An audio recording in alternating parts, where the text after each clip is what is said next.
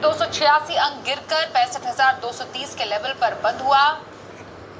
तो वहीं हमने देखा निफ्टी 93,430 के स्तर पर बंद हुआ और बैंक निफ्टी में हमने 435 अंकों की गिरावट देखी और ये 43,964 के स्तर पर बंद हुआ।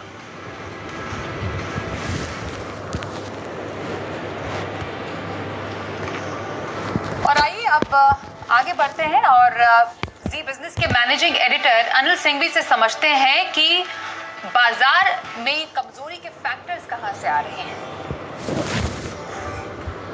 भारतीय बाजार कल की कमजोरी को आज और आगे बढ़ाते नजर आए। उसके पीछे दो खास वजह थी। पहली, विदेशों से, जहां अमेरिकी बाजारों में अच्छी खासी तेज गिरावट देखने को मिली। डाउ स्पेशली बड़ी तेजी से फिसला और इस साल के लिहाज से अगर देखें तो डाउ नेट नेगेटिव हो चुका है। दूसरा, वहां से जो संकेत थे बॉन्ड यील्ड को लेकर, 16 साल की ऊंचाइयों पर बॉन्ड यील्ड पहुंच गए हैं।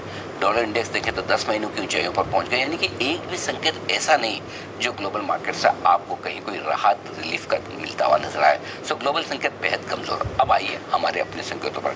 कल की कमजोरी के बाद वैसे भी डर तो है ही बाजार में कि हफ्ते की शुरुआत हमने कमजोर नोट पर की और कल के आंकड़े अगर आप देखें तो एफआईज ने दमदार बिकवाली की। कैश मार्केट में भी, वायदा कारोबार में भी, स्टॉक इंडेक्स फ्यूचर्स और साथ ही कैश मार्केट की बिकवाली मिलाकर देखें तो 5,500-6 हज़ार करोड़ की कल की बिकवाली थी। तो जाहिर सी बात है इससे भी मूड खराब होना तय था। इन सब के चलते तेज पट के साथ शुरुआत होनी तय थी, लेकिन आज भी कल की तरह कम गिरावट के साथ खुले बाजार और फिर उसके बाद जैसे ही खुले गिरते पड़ते नजर आए और गिर के कुछ इंटरेस्टिंग लेवल के नीचे पहुंचे। पहले 19,500 फिर 19,400 भी, लेकिन 19,335 के आसपास सपोर्ट लेकर फाइनली क्लोजिंग उतनी बुरी नहीं दिखी 19,400 के ऊपर 90 अंकों के नुकसान के साथ।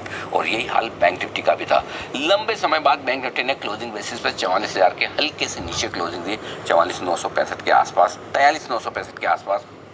यहाँ पर भी दबाव साफ रहा।